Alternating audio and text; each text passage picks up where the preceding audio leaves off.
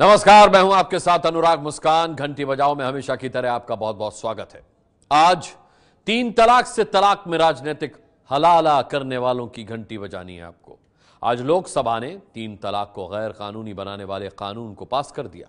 देश के कानून मंत्री ने इस कानून को ऐतिहासिक बताया है। कानून मंत्री रविशंकर प्रसाद ने बहस के दौरान कहा कि यह बिल महिला अधिकार, समानता और सशक्तिकरण की दिशा में बड़ा कदम है, लेकिन इस कानून के मौजूदा स्वरूप का बड़ा विरोध भी हुआ। कांग्रेस सहित कई विरोधी दलों ने कहा कि 3 तलाक कहने पर 3 साल की कैद का प्रावधान गलत है। मौजूदा कानून में मुस्लिम महिलाओं के गुजारे भत्ते का संकट भी आ सकता है। मुस्लिम संगठन इसे मुस्लिम मर्दों को जेल में भरने की सरकारी साजिश भी करार दे रहे हैं। कई तरह की आशंकाओं के बीच देश में इस कानून का स्वागत भी हो रहा है। ऐसे में हमारा मानना है कि कानून मुस्लिम महिलाओं के लिए आजादी के लिए जरूरी है, इस पर राजनीति नहीं होनी चाहिए।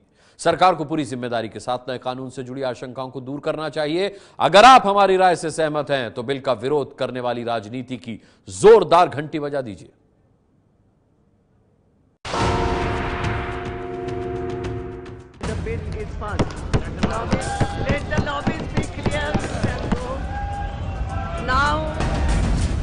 लोकसभा में 28 दिसंबर 2017 की तारीख देश के इतिहास में दर्ज हो रही थी, क्योंकि एक झटके में 3 तलाक देकर मुस्लिम महिलाओं को सड़क पर ला देने वाले दकियानूसी रिवाज को तोड़ने वाला बिल पास हो गया।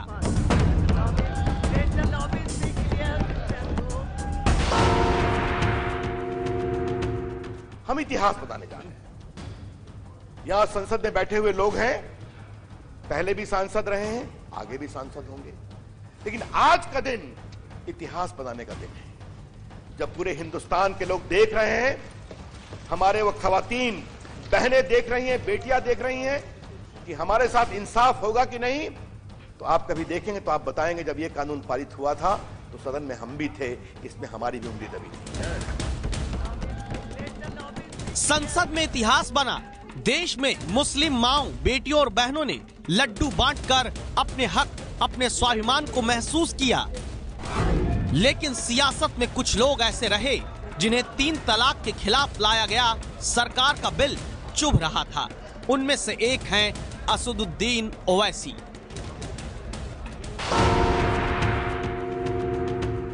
वो कहानी क्या थी कि नदी के किनारे बहुत से पानी में मछलियां बह रही थी और पानी को एंजॉय कर रही थी। एक बंदर आया और बंदर आकर उन मछलियों को निकालना शुरू किया और बाहर रखता गया पत्थर के ऊपर। वो मछलियां मरती रहीं। किसी ने आकर उस बंदर से पूछा कि भैया क्या कर रहा है तू, मच्छियों को पानी से क्यों निकाल रहा है? तो बंदर ने कहा, मैं इनको बचा रहा हूं। आप वही कानून बना रहे हैं, आप बचा रहे नहीं बल्कि खवातीन पर जुल्म कर रहे हैं। तो यहां सवाल उठता है, सरकार जिस बिल को मुस्लिम महिलाओं के स्वाभिमान का सबूत बता रही है, उनका हक बता रही है, वो बिल ओवैसी समेत कुछ राजनेताओं और तमाम मुस्लिम धर्म गुरुओं को क्यों पच नहीं रहा है? ये समझने के लिए आपको पहले देश के कानून मंत्री रविशंकर प्रसाद का वो बयान सुनना होगा जो उन्होंने लोकसभा में 3 तलाक के खिलाफ मुस्लिम महिला विवाह अधिकार संरक्षण बिल पेश करते हुए दिया है।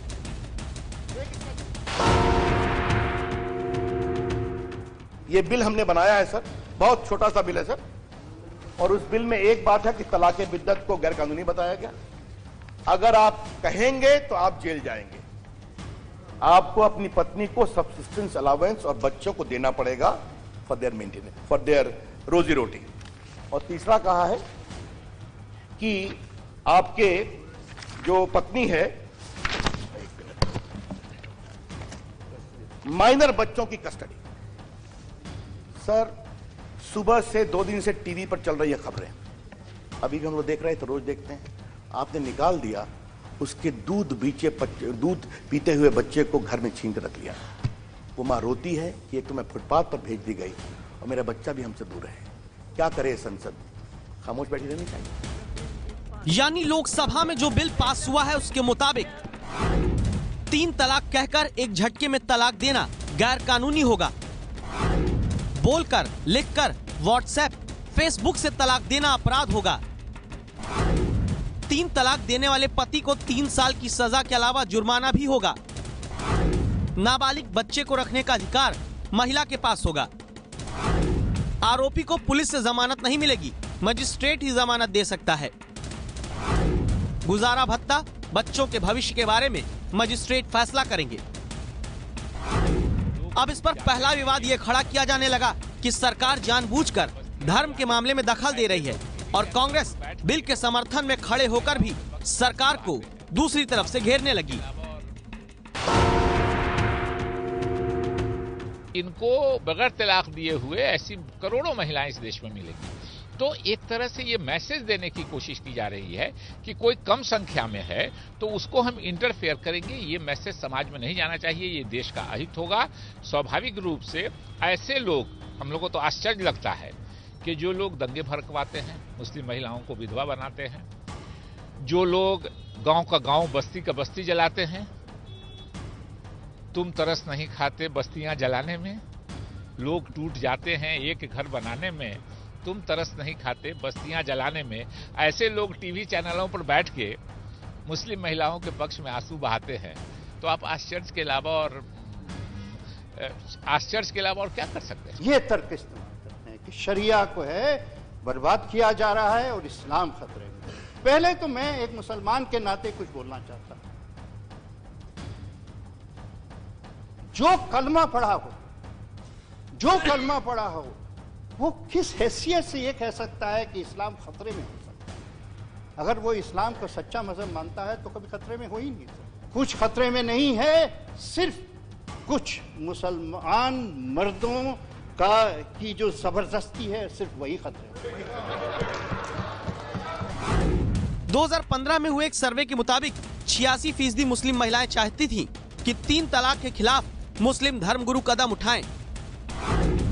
89% मुस्लिम महिलाओं का मानना रहा कि सरकार उनका दर्द समझे और कानून बनाए। 91% मुस्लिम महिलाओं ने माना कि वो ये नहीं चाहती कि उनके पति एक पत्नी के रहते दूसरी शादी करें। लेकिन धर्म के नाम पर जब एक नहीं चलती दिखी तो 3 तलाक से तलाक पर राजनीतिक हलाला का नया तरीका राजनेताओं और मुस्लिम धर्मगुरुओं ने खोज लिया। This bill says that if a person is sent to prison, conjugal rights will remain. He will pay substance allowance. A person who's in jail will pay allowance, madam.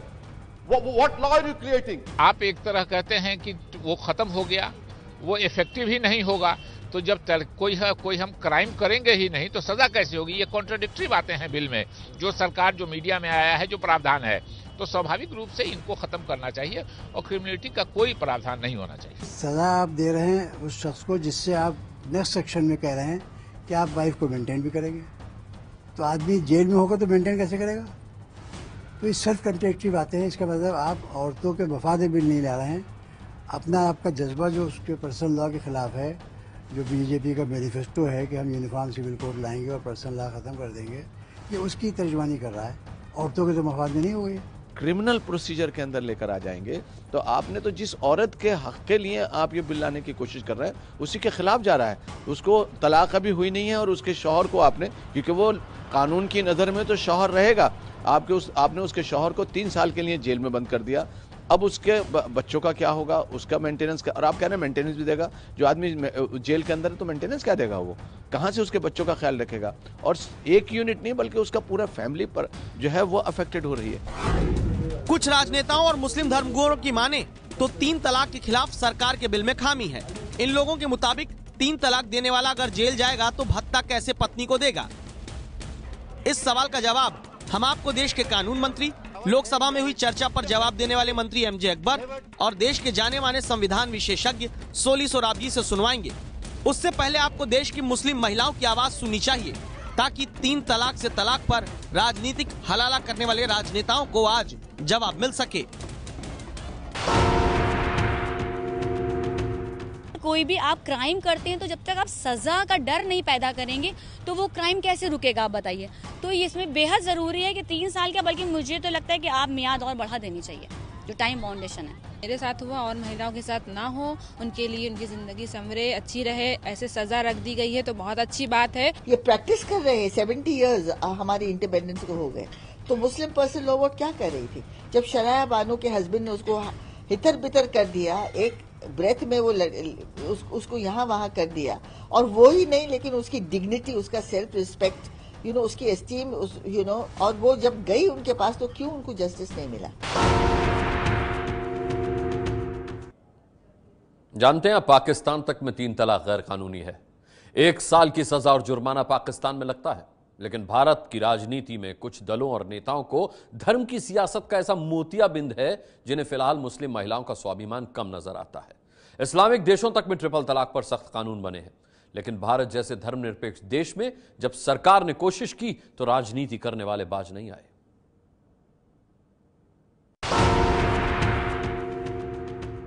Really want to empower Muslim women, I suggest that you set up a corpus, give them the maintenance, and Supreme Court has already done the job of banning instant triple talaq.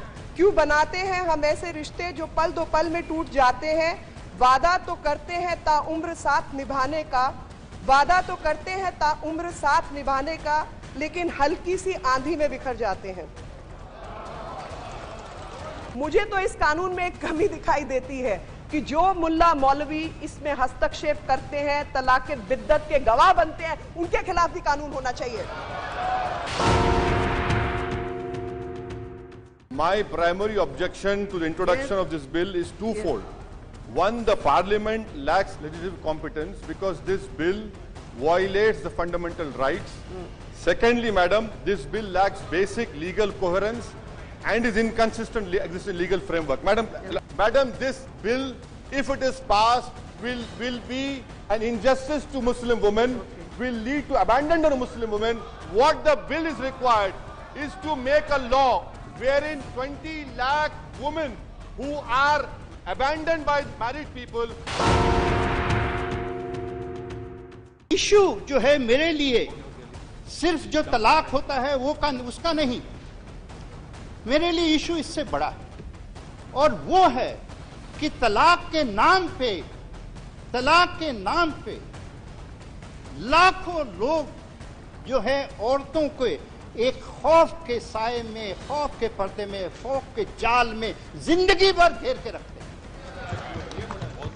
ये बड़ा issue कि मैं तुझे कल तलाक दे दूंगा, और तलाक दे दूंगा तो कहां खाएगी, खाने को नहीं मिलेगा, समाज में तेरी औकात नहीं होगी, और ये खत्म होता है, ये खत्म होता है। और जिस दिन ये खत्म हो गया, मैं कहता हूं फिर एक नई जान आ जाएगी, एक नई जान आ जाएगी। जिस देश में आज तक बात बात पर मुस्लिम महिलाएं 3 तलाक की कुप्रथा के कारण बेसहारा कर दी गई, उनके हक के लिए जब सरकार सख्त कानून बनाने वाला बिल लाई तो कुछ लोगों को सियासी चिंता सताने लगी। पहला सवाल वो ये खड़ा करने लगे कि 3 तलाक देने वाला 3 साल तक की जेल चला जाएगा, तो क्या ये गलत है? सबसे पहले देश के जाने माने संविधान विशेषज्ञ सोली सोराब जी को अब आप सुनिए। CS करके कम करे, all depends upon the court considering the matter, trying the matter, seeing all the facts and circumstances of the case. The whole idea is there should be clear legislative pronouncement that this sort of practice, which puts women in a very unequal position, very vulnerable position, cannot be tolerated in a country like India. यानी सजा जरूरी है ताकि मुस्लिम महिलाओं के साथ अन्याय ना हो। इसी कारण शिया पर्सनल लॉ बोर्ड भी 3 तलाक देने वालों को सजा मिलना जरूरी मानता है।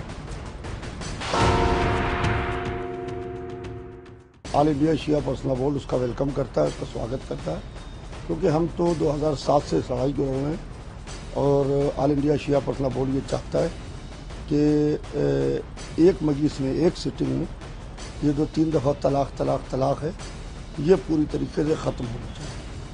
इसका इस्लाम में कोई कांसेप्ट नहीं है। तो जो सज़ा का प्रावधान है 3 साल का, मेरे ख्याल से वो कम, वो ज़्यादा होना चाहिए। फिर भी कट्टरपंथी रिवाजों के चश्मे से हमेशा देखने वालों को ये लगता है कि सजा देना गलत है, तो उन्हें कानून मंत्री रविशंकर प्रसाद का ये जवाब जरूर सुनना चाहिए।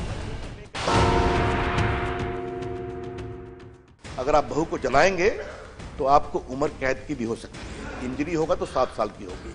उस समय सवाल क्यों नहीं उठता है क्या परिवार को तोड़ने की बात कर रहे हैं? धारा 498A डाउरी प्रोहिबिशन एक्ट है। धारा 498A अगर आप डाउरी के कारण प्रताड़ित करेंगे तो आपको सजा हो सकती है। ये कहा जाए ये तो शादी का मामला है, ये तो सिविल है, इसमें क्रिमिनल क्यों ला रहे हैं? काउंसलर बैठा दीजिए, काउंसलर समझाएंगे। और dowry prohibition act community neutral है।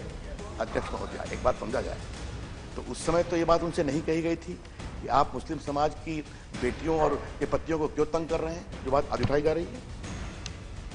मैं इसमें एक और बात जोड़ना चाहूंगा। कानून की बात आई तो एक धारा है 496 पिनल कोड। अगर आपने फ्रॉडलेंट तरीके से मैरिज करने की कोशिश की तो आपको 7 साल की सजा हो जाएगी। एडल्ट्री करने की कोशिश की तो आपको 5 साल की सजा हो जाएगी। और मैं इस सारे प्रावधानों को पढ़ नहीं रहा हूं, ये सारे प्रावधान कहीं ना कहीं मैरिज से जुड़े हुए हैं। और जब ये कानून बन रहे थे तब तो ये बात नहीं उठाई गई थी। इसीलिए आज एबीपी न्यूज की राय है कि देश में 3 तलाक के खिलाफ जब सख्त सजा और जुर्माने वाला कानून बनने जा रहा है तो इस पर धर्म की आड़ में नेताओं को राजनीति नहीं करनी चाहिए। आप इस राय से सहमत हैं तो 8422840000 पर मिस्ड कॉल देकर घंटी जरूर बजाइए। कल रात 10 बजे घंटी बजाओ में जनता के पैसे से बर्बादी करने वाली सरकारों पर रिपोर्ट आपने देखी थी। हमने सवाल उठाया था कि देश की जनता अगर ईमानदारी से टैक्स चुकाती है तो क्या देश के वित्त मंत्री को ऐसे करदाताओं को पैसे का पूरा हिसाब नहीं देना चाहिए? इस पर घंटी बजाओ के दर्शकों की राय अब आप सुनिए। टैक्स का जो भी पैसा वो सही जगह खर्च नहीं हो रहा है, आखिर वो जा कहाँ रहा है? क्या वो चुनाव में लग रहा है या कहीं और लग रहा है? हिसाब तो देना ही पड़ेगा। अगर आप ये समझते हैं कि हिंदुस्तान के हर आदमी को ईमानदारी से टैक्स देना ज़रूरी है तो आपको भी ये टैक्स का पैसा कहाँ जा रहा है, कहाँ खर्च होना है, ये बताना ज़रूरी है। सरकार लोगों से 50 तरह के टैक्स लेती है लेकिन खर्चा नहीं कर पाती, जनता की पैसे की बर्बादी होती है। जनता के हक पर डाका नहीं डाला जाएगा, सरकार को इसका हिसाब देना होगा। 8422840000 पर मिस्ड कॉल देकर आप भी हमें अपना वीडियो संदेश भेज सकते हैं।